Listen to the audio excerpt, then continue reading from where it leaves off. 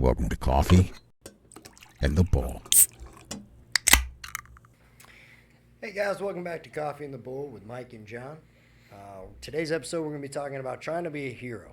And essentially what we're getting into is basically the role as a dad and how you're trying to battle everything that you got going on. So I'm going to let Mike take off here first and we'll go from there.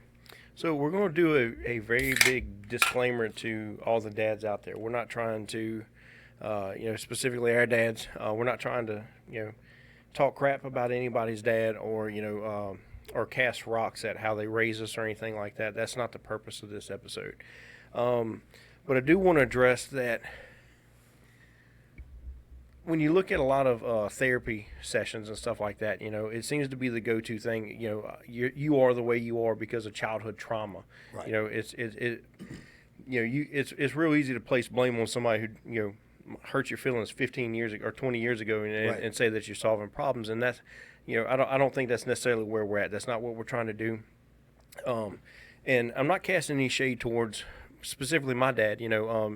Because I don't know how yours raised you. It's I wasn't there for that. I was there for my upbringing, and I want to throw out there, like we've talked several times. If you take 10 guys and day one you're making their first child, at the same time, all 10 of them, same hospital, same time of day, same sex of the kid, boy or girl, whatever. You make everything identical with the exception of them going home. You go 10 years down the road, you've got 10 different ways of that kid being raised, 10 different approaches to how to do parenting. And it's because we don't get the playbook or honestly, you don't get all the answers on what to do. It's the entire parenting debacle is slinging from the hips. 100%. You don't get to prepare for it. You can say, hey, I want my child, my boy to do this or do that or whatever. Well, he may not like that, and so you're sitting there trying to recover from it, or not necessarily recover, but just get a different game plan together. So especially when you geared up for that thing, right, like from birth to then, you're like, right, and so it's one of the things where I'm not casting rocks at our parents or even your parents. This is pointing out that, hey, there are things that come into your brain. We all raise our kids. Hey, I don't want I don't want to do this that my parents did to me. I don't want to do that to my kid. It's not necessarily that your parents were wrong, because obviously you made it this far. You may have a little bit of trauma or something like that that stems from it, but your parents didn't know what they were doing any more than you know what you're doing. Exactly. And any parent's like, I got this. He's lying to himself. 100%. So it's one of the things where each day is a battle with a kid. And so long as you keep winning them, we'll go from there. The kid's got to eat. He's got to have somewhere to sleep. Right. Outside of that, we'll figure out the rest later. At another time. And like I've said earlier today when we were talking, my dad didn't have a dad. He was the head of the household at a very early age, and so when he started raising myself and my brothers and my sister and going into that, he was very heavy-handed. It was a very strict environment. He didn't really have I'd say a quality parental figure, and this is my opinion. This isn't a fact. Until he went into the military. And so that structure and guidance, the only education on it he had was from the military. And so it made me growing up, because I remember the day he stopped being my hero. I remember the day that resentment built up and I was just angry at him. And I remember the day that I realized, oh shit, it makes sense. And there was a regret that overtook me, because it was like, man, the what he went through and the struggles that I put him through and made his life so much harder for no reason at all. Other than I was speak for yourself, because I know at some point my dad's going to watch this, and I will throw this out there.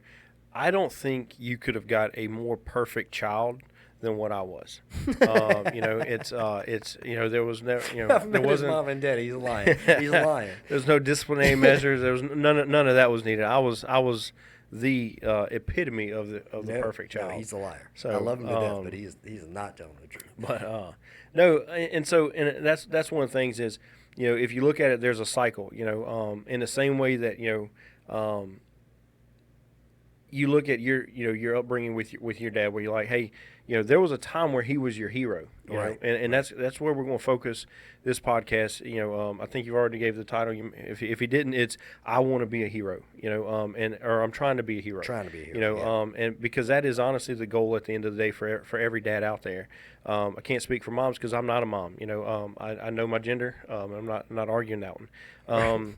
So it's one of the things where you take and I'm trying to be the hero for my son. Right. I want him to look at me and no matter what injuries I've got going on, whether it be a pulled muscle or this hurting or that hurting, right, or whatever, he doesn't see that. He's still ready to wrestle, and he knows he's going to get body slammed on that bed. Yep.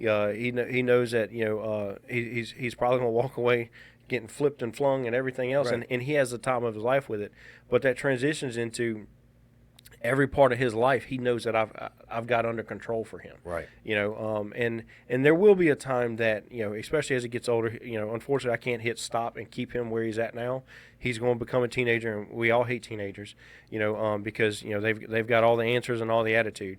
But he's going to wind up getting into that age where, hey, Dad's not the hero anymore, and like kind of like you said, and as time goes on from there, then you have the moment later on in life where you're like, okay, no, now I get it. Now I see where he was. I see what he's got going on. But, in the same way, I know that that's going to happen for my son looking at me. That happened for me looking at my dad. He may not want to admit it, but that happened for my dad looking at his parental figures, and that's a cycle that's going, probably back all the way to the beginning of time, where as we experience life, our views change. Correct. But I can't help what happened before. I can't help what's going to happen in the future. What I can do right now is I can try to be that hero. Right. And that's kind of where we want to keep this, and that comes in the shape of, a lot of guys. You're not. This is not meant for or I say that it's not exclusively for guys who are first responders or in the military, or sitting there doing your stereotypical thank you for your service type jobs. You're welcome. Shut up. So he's always itching for compliments. So just from him.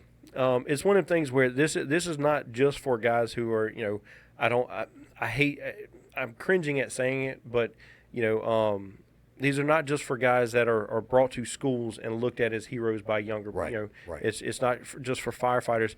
This is for the same. The guys who they get up in the morning, 4 o'clock in the morning, and they know they're going to be gone all day long. They're not going to see their kids till later that night, but they've got to go to work at a refinery and turn wrenches, or stare at computer screens to monitor the flow of product, or go operate forklifts. They hop on a truck and they drive for 3 or 4 days doing over the road hauling and stuff like that.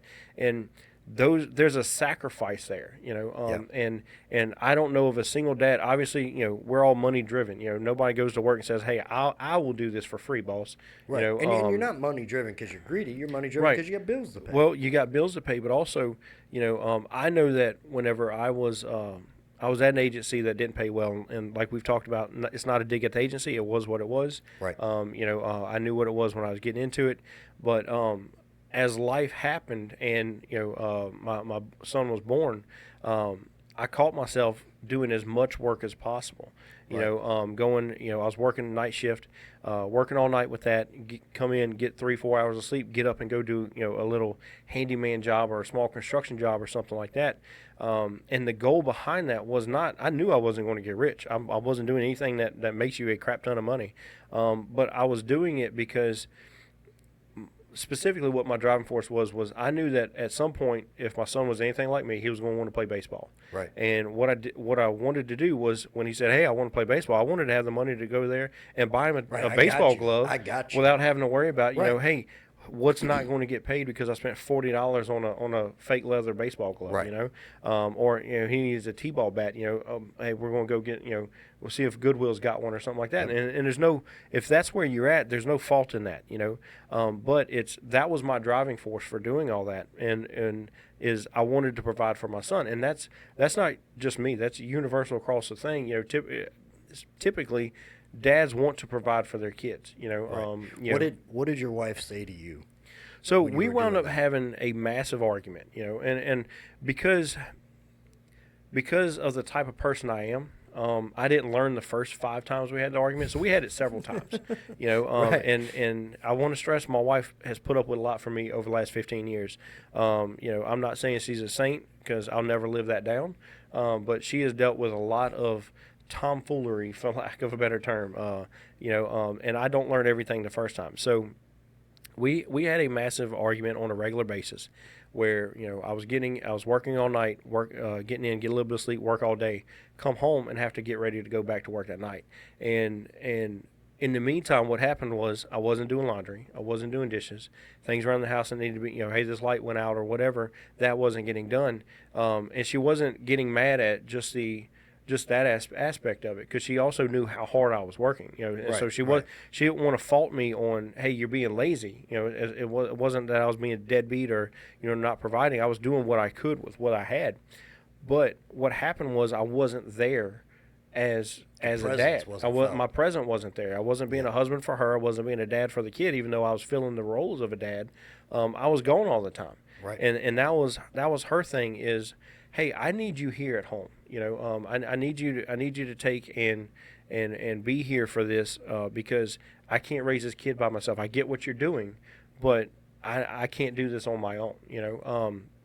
And so that was one of the things, and so I had to take a step back and say, okay, I'm not trying to just be a provider. I'm trying to be be more than that for her. So, and we'll get into that more in the next episode, and we'll revisit that because I'm sure she'll have some pointers for me to go after. Yeah. But so taking a step back to being a hero or trying to be a hero is I don't want to lose that aspect for my son. I know it's going to happen, and I know that he's going to turn and look at me and say, hey, he thinks I'm dumb or whatever, and he may be justified in that, but it's not changing how I'm doing what I can right now, Right.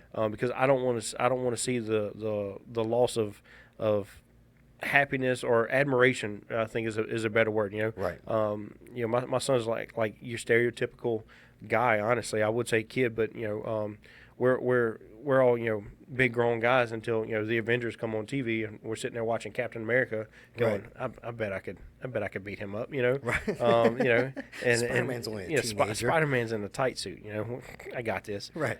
Can of Raid will go a long way against Spider-Man. So it's one of the things where we might make ourselves a villain, but it's, I like having that admiration in my son's eyes where it doesn't matter, when I was doing construction work, I remember the most excitement I see, or one of the more documented sightings of excitement coming out of him was when I come home with an excavator. We had just bought it, spent all this time buying an excavator, and he comes outside and he was all about, because I was doing things with tools and tractors and heavy equipment, stuff like that. That's what he loved. And oh man, he would sit there. We'd dig a hole in the yard for no other reason, just to backfill it back in, yeah. And he would enjoy working the controls and stuff like that. And that brings in, from the father's perspective, because we all know, hey, you can't stop the time. As much as I want to, I would love to keep him. Right now he's 6 years old. I'd love to keep him a 6-year-old kid. I can't do that, and if that was possible, my parents would have did it with us, because again, I was a perfect kid. He would have kept me perfect. But it's one of the things where we know that that's only a temporary phase, and so it's you try to gear up for that, and you're trying to hang on to it. I think that's where a lot of guys, as dads, they have the issue, where the kids look back, well, I didn't like that you did this or that or whatever. They're trying to stay the hero in your eyes no matter what, and that rolls into, like I'll call my dad with a problem, and he's immediately going to try to have a solution. He wants to be that hero in my eyes, and I'm not faulting him for it. But it's same thing. If you call your dad, you can let him know, hey, what you got going on. Rarely ever have I ever heard of somebody calling their parents saying, hey, this is what I got going on. They go, well, good luck, and then hang up the phone. Right. That's not a legit parental response. And so I think a lot of times some of the things that we get mad at our parents about is not that they're being traumatic, it's that they're not responding in the way we think they should, but we're not. Right. We don't give our parents any grace or any mercy at all, and that's why you look at you go to see a psychiatrist or therapist or whatever, and that they're trying to go down that road of it's everything you've got going on right now, regardless of what it is going to be linked to some type of childhood trauma. That's not necessarily the case, Right. And I think a lot of your more successful psychiatrists or therapists or whatever you want to call them, I think the more successful ones that really make an impact have learned that, hey, while that may be the case for some people, that's not the case all the time. Right. So And so I always use the ivory soap and the black wash rag. That's always been my analogy to realizing what I need to do as a dad. Because I remember as a little kid, Dad always took the first bath, and it was like clockwork. 9:30 at night, he's in the shower. Right. You'd hear it running. It would run for about 5 minutes. that's because he's getting up at 4:30 in the morning. Right, right. So 9:30 at night, he would be up. He'd take a shower, and by 9:35, you'd hear the bath turn on. And what it was is he was washing off all the crap from the day. Right. He'd soak in the bathtub because he's tired. I mean, the dude's up at 4 o'clock in the morning. Still, to this day, he's up at 4 o'clock in the morning to go work a 60-hour work week, And the next morning, I would get up to go shower to go to school, get in the shower, and the ivory soap is black. If you're not familiar, ivory soap is green, but ours is Out black. the box, right. Right. And there's a black wash rag that I know for a fact was white the day before, but it's black today. And we were very we weren't well off, but we were poor enough that you used the same wash rag. There was no. That's disgusting. Tell me about it. Tell me. About I'm it. just. And look, when I took over doing Mr. Irwin, laundry, I don't mean any. We've never met, but that's disgusting. when I took over doing laundry in the house, I made sure that I didn't get in trouble for using a new wash rag. Right. All right. Right. But it didn't dawn on me for another 10, 15 years when I was in Afghanistan, and I'm a dad now. My kids are at home with their mom. I am covered in soot and mud and blood, and I'm standing in the shower. It's ice cold water because I don't care what anybody says. You're not getting hot water in the heat of the desert. And I'm looking down at the drain. There's dirt, mud, and blood all going down the drain, holding a bar of ivory soap, holding a white wash rag that's now black. The soap's black. And it dawned on me, like, I knew the hell I'd been through that day, and I knew that it was nothing compared to the knuckle busting and the manual labor that my dad was putting in to provide Day for in me. and day out. Right, every day. And he never once came home and complained that he breaks his back for us. He didn't complain that, hey, I've got this injury or this pain on a regular basis because of you kids. He never looked at us like we were the reason that he had to go work that hard. And I hated him. Like, my teenage years, I was so disgruntled with my dad because he never came to a single baseball game, didn't come to a football game. And people would always ask me, like, well, how come you gave up playing this sport or running this track or doing whatever? They're like, why? My dad's not showing up. What do I need to do it for, And so as time progressed and I'm over in this third world country and I'm, realizing in that moment, like, just what he went through every day. And still to this day, the dude does the same job he did 20 years ago. And same tenacity he did 20 years ago. Mm-hmm. He runs circles around new guys. And it dawned on me in that moment that I'm breaking my back to do what he's doing still. And it wasn't until we started working at that same agency that I went 3.5 months without a day off. Mm-hmm. And I knew in that time frame, one day, when I wanted to take vacation, and they told me that 3 months in advance, they couldn't afford for me to take vacation. And I'm like, you've got to be kidding me. Right. Like, I, as an individual, have more overtime than any other division here as an individual. And you're telling me I can't take 2 weeks off to spend with my kids. And that was the day that I decided, like, there's no job worth losing that much time with these kids. Because any dad will tell you, the greatest feeling in the world, I don't care what burden you have in life. I don't care what's stabbing you. I don't care what's a constant pain in your side. The minute you walk in from the worst day at work or the worst argument with your spouse, you walk inside and your kids are screaming daddy and they're running up to you and they're excited to see you. That is better than any drug I've ever had to take medically. Not the narcotics. Right. Better than any alcohol I've ever drank. It's better than any high I've ever felt, because in that moment you are the hero. And my son, my 8-year-old, he plays on it now, because he'll randomly just pop in and be like, "Hey, Dad, I love you," and then he'll run away. That's, well, what do you want? Right. Yeah. That's where my brain goes. Right. But at the same time, at bedtime, I'll put him in his own bed. I love and I complain to him, and I make sure to complain to him because I know he feels like he's getting one over on me. But at bedtime, about 30 minutes in, even though he's 8 years old, he will come sneak into bed to come snuggle up. And I'm like, "Bro, what are you doing?" Like, "I just put you in your room. Why are you in here?" I just want to snuggle, Dad." I'm like, "All right, I'll let it slide this time." Like, it's almost every night, but I'll let it slide, And it's a struggle on a regular basis because, one, the line of work that we have, there's always that fear something's going to happen. In my situation, coming home, thankfully they weren't home when I was injured on the job, but I remember him coming in, and I remember him having this sympathetic. He's only 3 years old, and he's emotional. He's upset and kind of sad and pouty, and he's just a little guy, and he wanted to sit next to me. I still have the picture on my phone where we had to bandage his leg up so that he could be like Dad and have a bandage on him. But at the same time, he is my kid that I'm like, if I don't keep my thumb on this boy at all times, he is going to do something that is just going to make me have to explode, yelling across the yard, "Stop hitting a propane tank with a hammer." It's like, never in my life did I think I'd ever have to say that. Like, those were words that I didn't think would come out of my mouth. Well, if I could piggyback on something, I grew up, we I would say we weren't poor. We were poor.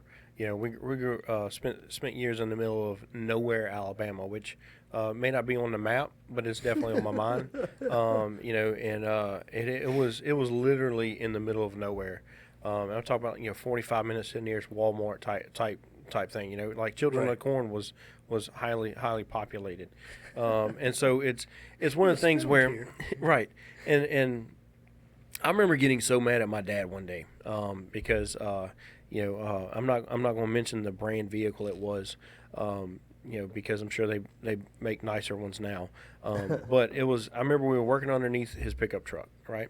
And I say we were working. He was trying to. He's not a mechanic. My dad is not a mechanic. He knows a little bit, but it's one of the things where he knew enough because he couldn't afford the mechanic to do it, so he had to learn it on his own back before you had YouTube. Right. And so it was like, okay, I think that if I do this, it will work. And so what it was. In the middle, summertime or whatever, you're underneath this truck trying to work it or rewire it or whatever. And I had one job because obviously I don't know what I'm doing. At the time I probably couldn't comprehend. We're growing up in Alabama, so probably didn't comprehend righty-tighty, lefty-loosey. Right. Trying to turn these nuts. And so he would give us the light. And it's for anybody who's never held a light for your dad, you're not going to pass that task with success. Not at all. You're set up for failure. Plan on getting yelled at. That's all. That's all you can say is you may survive it. If you do, just understand you're not coming out unscathed. Right. Because you're not going to predict where he wants that. Ever. And my thing. Well, my argument was, we're not doing this at nighttime. There's a whole sun in the sky that's shining down on this truck because we're sweating and getting sunburned from working on this truck. Like, you really don't need this 99-cent flashlight, shining the worst light ever. And what it was, and you don't realize it at the time as a kid, is, that truck was representing livelihood. Truck's not running, Dad's not going to work. Dad's not going to work, he's not getting paid. But also at the same time, you have a bunch of kids who aren't sympathetic at all, Right. and they don't care what they're not going to like the rice and gravy with roast every Sunday. They're not going to like sandwiches with one piece of meat for lunch. They're not going to like just one bowl of cereal and hey, let's do something else. Why are we always eating Cheerios? Why can't we get the cooler cereals or whatever? Right. And so it was always things like that. Can't even afford the Honey Nut Cheerios. Right. Cheerios. We had to put my own sugar on the cereal. So it was one of the things where as a kid, you don't realize how much turmoil you bring into your dad's life. Like, Right. you can give me the BS of, oh, you're happy about, you walk in and the kids are like, hey, Daddy. No, that lasts for a minute. And then you also have the, hey, can we get this? Can we get that? Right. And all this other stuff. And I remember this one specific pickup truck we were working on. And my dad, I think he was, I wasn't holding the light just right, which somehow made the wrench slip off the nut. Don't know how that works. There's power of light, but somehow, and he wound up busting his fingers on whatever it was. And I remember the if you ever watch that movie Christmas Story, when the heater goes out and the dad's just bumbling all kinds of profanities, that's kind of what we had going on. It wasn't to that extreme.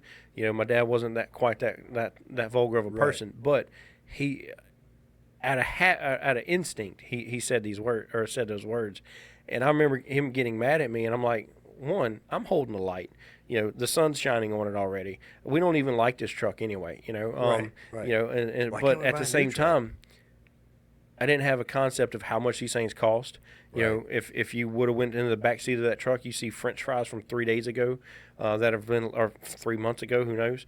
We weren't taking care of what he had. And he's just trying to make it last. Like he's just trying to, he's like, I don't want to go to another car dealership. We got approved on this. We're going to take this, and we're going to make it last. And no, we weren't. We were going to beat that thing to death and back. And so it was one of the things where, as a child, I got mad at him because I'm like, what are you cursing at me for? Like, I didn't break the damn truck, Right. But it wasn't just that he busted his knuckles on the thing. That wasn't, it's an outlet because he had so much going on at the time, because at this specific moment in time, he had 6 kids living in the house, along with my mom, who, you say she's a saint. She's a saint. She's still his wife. So I guarantee you the same things my wife complains to me about, she was complaining to him about. And so he's got to deal with that. He's got to deal with work. He's got to deal with, trying to make a dollar stretch 10 times further than it needs to be, because Right. I think he was making some astronomically low amount of money where we were at, and I just looking back, I can see, like you said, there's a moment where you're like, okay, now I understand it, Yep. because my son doesn't care how much money I got in the bank account. He doesn't care, how hard it is to put food on the table, or how much, you're looking at elections, how much that's going to play into, the cost of everything. All he cares about is he wants his chicken nuggets, and Right. he wants his Minecraft or whatever the video game is of the time that he's wanting that. And if he doesn't get that, not that he's going to throw a fit, but he's going to have that disappointment there, Right. and it just starts that cycle of, hey, I want to be the hero all over again. Yep. I want to be the hero and give him his, Minecraft or, whatever. I forget what game he's into now. Was it Roblox? No, he's not in Roblox. It's something with Mario or whatever. But it's I want to give him all that because that's what he enjoys. Obviously, I'm not trying to spoil him, but I'm trying to give him that. But also, he's not understanding that, hey, when Daddy comes in and, hasn't had any sleep yet, and has all this stuff going on, it looks like he's grumpy. Maybe now's not the time to mention Right. that you want the expansion pack on on whatever game it is. Right. Like now's not the moment.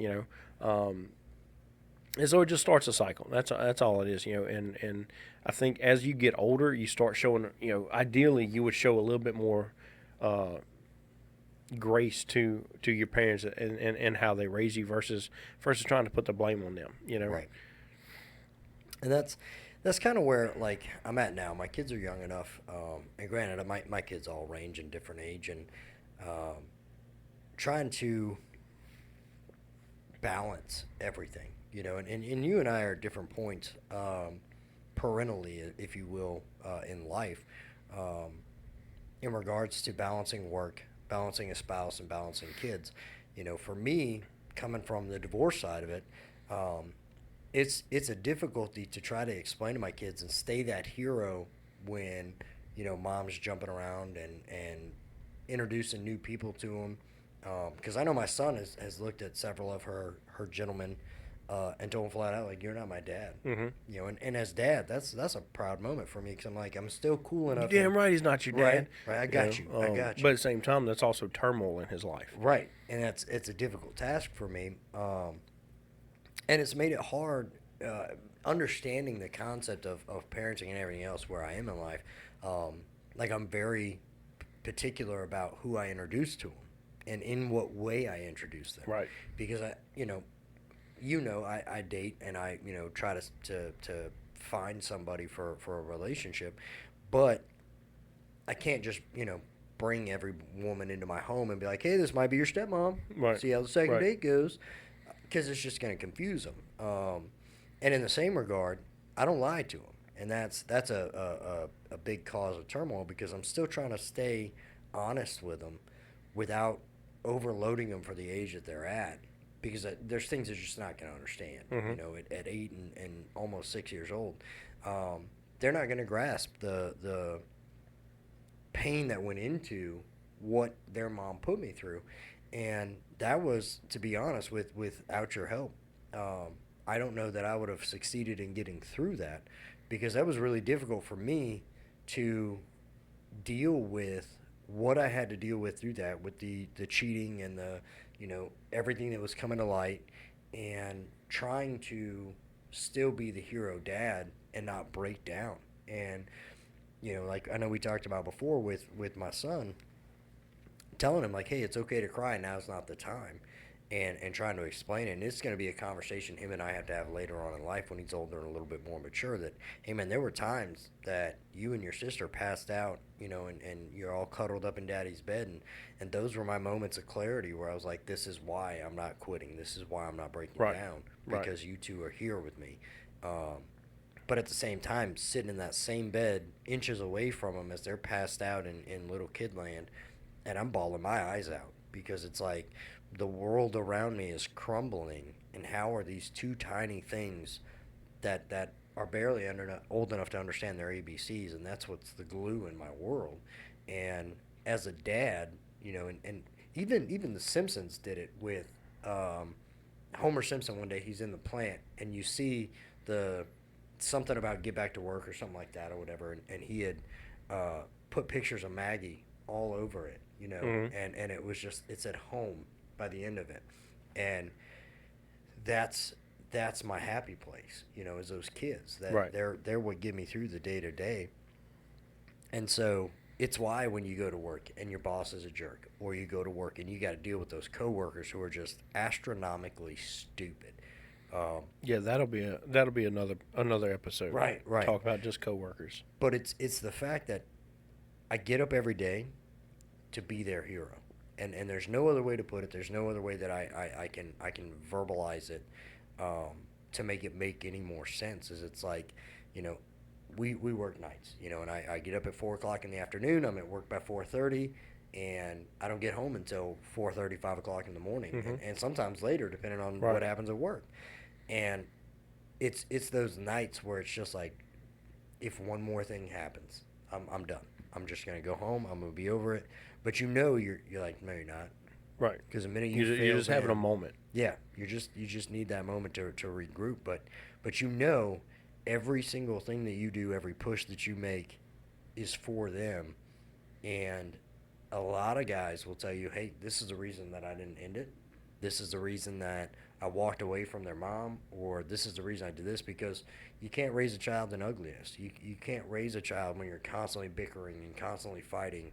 And so we as men, we have that internal struggle. And I tell everybody, if you haven't had kids yet, it's going to be one of two things. It's going to be the biggest blessing in your life.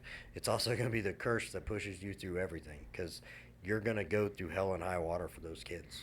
Well, I think what it does is, and this is obviously, we're talking to dads, but and this is not taken away from guys who, hey, you don't have kids, but you got a strong work ethic and you're dealing with a job that you don't like. I'm not taking away from that. Right. But but when you've got somebody at home who's relying on you, Yeah. and obviously they're not going to go put food on their own table. They're not going to take care of themselves without you.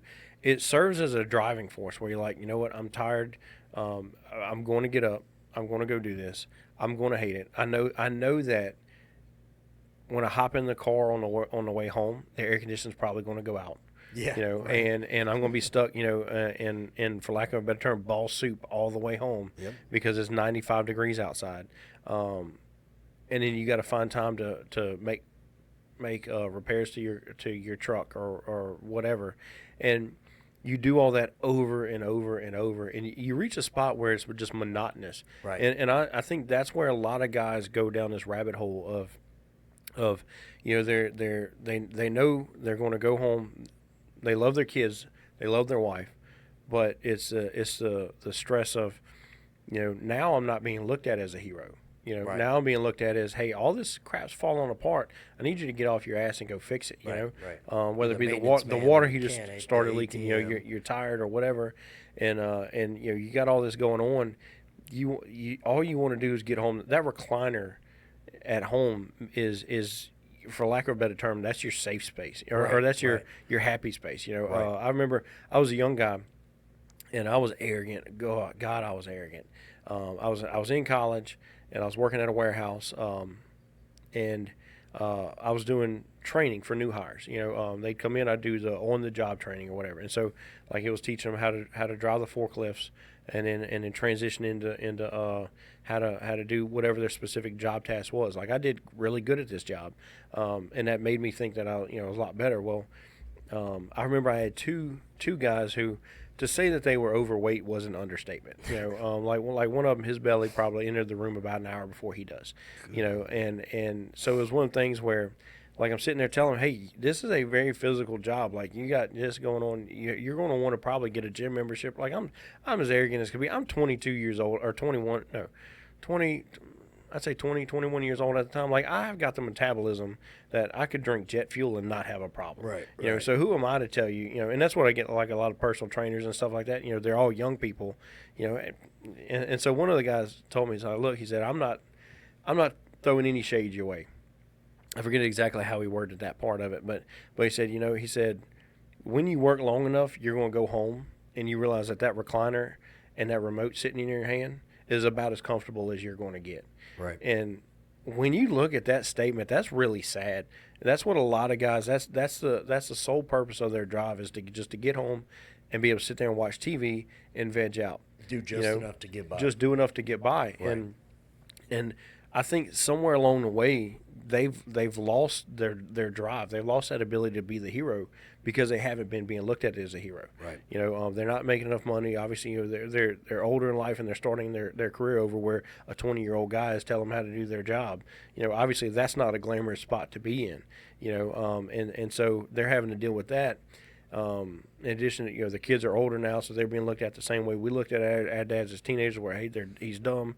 And so you see them go down this cycle of decline. And I think we because we're not being looked at as a hero, because we're not getting that sense of satisfaction, or not satisfaction, but gratitude. Right. It makes us look in the wrong areas. And I think that's why you see guys, hey, they go to the bar, and the first chick who gives them, a little wink or whatever, now all of a sudden they're leaving their wife, or they're getting a divorce. Yeah. They're losing, their wife that's been a great stay-at-home mom for years is now taking half their retirement. He's cursing Right. at them. Because you overlook the fact that, and I don't mean to cut you off. No, you're good. I've noticed that a lot of the guys that run into that, and they do that, they overlook the fact that their wife, whether she's great or not, has sacrificed to use or apply what you do, whether your income and how you provide and everything else. That younger person that, or the other woman, or however, whatever the case may be, she's not looking at what your outcome of financials are. She's looking at, oh, he makes this much money a year, I can get, into that and make my life easier. Because 9 times out of 10, let's just be honest, 9 times out of 10 the affair doesn't work out. Right. Or the person you're cheating on with doesn't work out. The person you leave your spouse for doesn't work out. I know guys that 20 plus year marriage that walk out on their wife for the younger woman. And in my head, I'm thinking to myself, like, first off, as a man, if she knew you were married and still cheated or pushed you to cheat or taunted you with that, she's not sticking around. Right. Like I don't care what conundrums you may say. I don't care what anybody says is, oh, well, mine worked out for this long or it's still going. Give it time. Because if she had no respect for you as an individual in your marriage before, she's not going to have respect for your marriage when you marry her or you get in that relationship with her. And so I hate watching it happen when you see it unfold. That was the most ungrammatically correct thing I've said. When you're seeing it, when you watch it unfold and you're like, bro, what are you doing? Right. You have a beautiful, devoted wife at home. You have 2-3 kids at the house. And she does everything to support what you're doing and what you're going through. And you're dumb enough to go after the first woman. And look, I'm not throwing shade at anybody. I'm just asking that you reconsider your thought process and reevaluate the woman that you have at the house. Because sometimes what you take for granted, another man is dealing with the worst of the worst. The minute you toss that for the curve for oh, that chick's pretty or that chick's attractive or she makes some money and we could have dual income, some of y'all ain't doing the math. Right. You're not adding up alimony. And this is where, I've been very lucky or blessed that, I haven't had to go through divorce. I haven't cheated on my wife. My wife hasn't cheated on me. We haven't had to cross that bridge. But I've seen it happen to a lot of friends. I've seen it happen to a lot of coworkers. When our demons match. And so it's one of the things where, the only reason you're attractive in those scenarios is because you are chasing that desire to be that hero, at home or whatever. Because if you were being lazy and not going to work and you stay at home in your sweatpants all day long, and then you go to the bar or whatever, that chick's not interested in you because you're not giving that drive. You're not showing that drive. Right. So you're doing for the guys out there who you're looking at or you're having conversations with somebody right now where you're looking at possibly leaving your wife over it or embarrassing your wife through that is you've got the drive. You want to be the hero. You're just not. It's not. You're not applying it to the person. You're not applying it to the person you need to be applying it to, and so that's what you run into where. All of a sudden guys turn around and they're in a, they went from a 3-bedroom, 2-bath, $250,000 house or however expensive, houses are in their area of the world. They go from that nice house, nice car, nice, kids are in, doing good in school and everything else to where now they see the kids once every 2 weeks and they're in an apartment. They don't know how they're going to make that payment, the mortgage on one and the rent on the other. Right. And then, you got, your apartment's littered with beer cans and whiskey bottles and stuff like that. And you're like, you have all these other, fears start coming up where, hey, now you're not even worried about trying to be the hero. Now you're just trying to survive. Yeah. And it's because you chase that dream of being the hero to the wrong person. The wrong people, right. Because you want now this other woman because she's easier to deal with because she doesn't have the years of built up that the two of you have. So you're trying to be a hero to her. And everybody at work, it seemed like you left your wife for 20 years. Like, yeah, but look at this gorgeous broad that I'm bringing in. know, and you're shooting yourself in the foot. You're no longer the hero. You're the villain. And so, like what we're getting at is, we're always trying to be the hero. Mm-hmm. It's just, are we trying to be the hero? Who are you trying to be a hero to? Right. And whose opinion matters? Because I'll tell you, if you put in the effort to put that attention you would put into that extramarital affair or that cheating relationship back into the relationship you're in, I promise you'll see a difference. If you put that energy into figuring out what your kids are into, like for my son and I, he's big video games. We're Call of Dutying it up. That's one of his favorite. Like, hey, Dad, are we playing tonight? Right. And putting that application into that, my almost 6-year-old daughter, I braid hair like a boss. I probably shouldn't, but I do. But I can't paint fingernails to save my life. But I give it hell. And every now and then you'll catch me with a pink fingernail or two because she's got to practice. Same thing at work. I know that when I started in law enforcement, I was very arrogant the first 6 months or so. taking a bullet really did reset me. It humbled you. It did, because it made you realize, like, no matter how awesome you're doing, it's a split second, and all of a sudden you're back to ground zero, and you got to start all over, building yourself back up. And it took great leadership that I had, not you, but I'm just kidding, it was you. We all know. We all know. But it did. It took having decent people, that it wasn't necessarily the position above me or the fact of anything other than they were just normal people, to humble me back down to reality and catch my breath and get going again, and realizing that my priorities were skewed. They weren't on point. I was like you. I was arrogant, because in 6 months I was making amazing, arrests, and I was doing things left and right, and seemed like I had it all together. And I put my focus more in learning the job and becoming so proficient at it that now guys like, you and I do it all the time. You've got what, 6-7 years in law enforcement? Just below 7.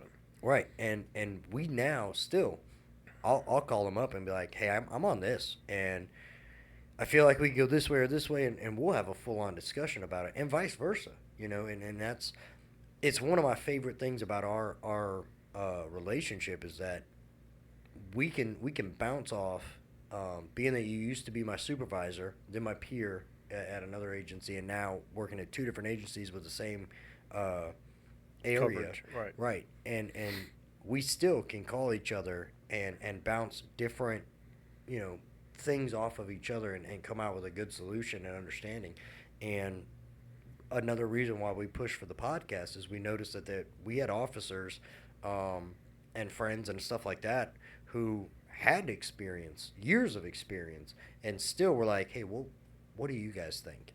And we're like, we got less time in than you do, but we know that we've devoted ourselves to understanding it, that they call us for that guidance and that help.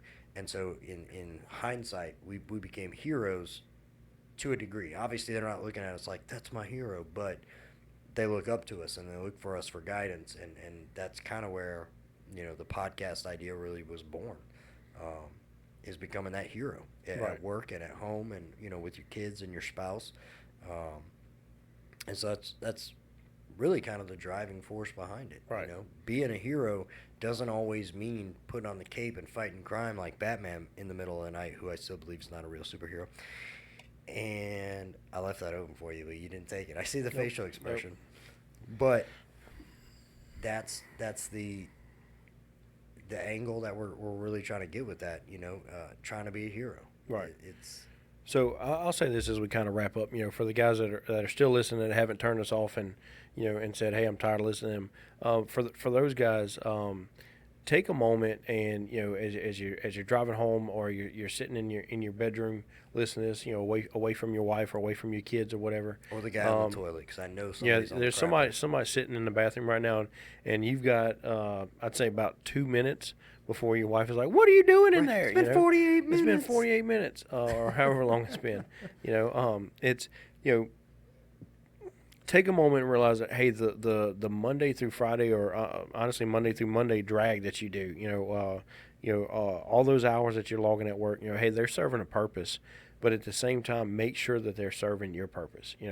Take in, if you're going to dedicate that time away from your family so that you can provide for your family and be the hero for your kids, be the hero for your wife, make sure you're staying their hero. Don't lose it to some of the bullshit that you've got floating around in life, and where it just becomes a big waste, because that's the last spot you want to be in. So I promise you, I understand that, hey, it's a struggle. I promise you, I understand that you're tired of driving. The alarm goes off and you're cursing the moment it goes off. I've been there, done that. Yep. It's one of the things where refocus it on, hey, I get it, I don't want to get up, but that the little kid in the bed with you, who's been snuggling with you and your wife all night, because they had nightmares, they're the reason you're doing that. So just refocus your attention and realize, hey, you are being a hero. Just make sure you stay being that hero, okay? So for now, unless you got something else, I just want to say, make sure you refuel your tank. you got to put gas in the tank to get to work. Right. It's the same thing with your marriage. It's the same thing with your children, and it's the same thing with work. You know, sometimes you got to tell work no. Sometimes you got to tell the kids no, and sometimes you got to tell the wife no, and sometimes you're telling one no for the other, and you just can't make it always your wife and kids that you're telling no to. Sometimes you got to tell work, hey, that's a good point. I tell my wife no a lot, so that I can go do stuff at work because this is a better use of my time. Well, it's not. And I think that's going to be in our next episode is focusing more on being at home. You know, so y'all take enjoy this episode.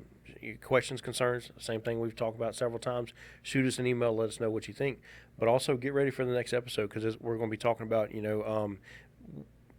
being at home. Need you to be at home. I need you at home. So coffee and the bull at yahoo.com.